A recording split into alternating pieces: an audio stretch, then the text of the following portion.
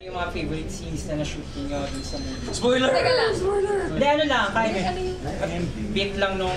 Nagpapaalam.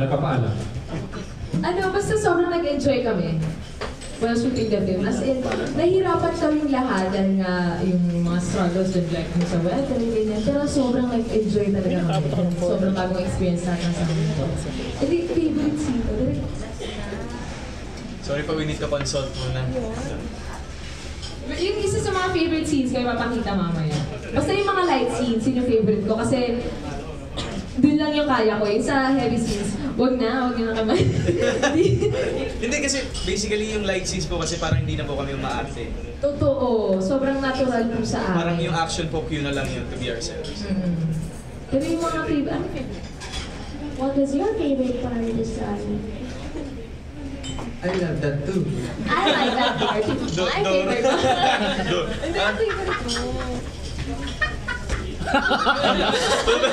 Masarap ang tawa rin natin. Madami yung nakakaaliw na parts na kaya sigurado po ako mag-enjoy. Kasi pag sinabi na po naman spoiler na eh. Spoiler na. Ano ginagawa ko sa table? Kaya nag-salt ko yun eh. Yes. May isa ako, yung ano,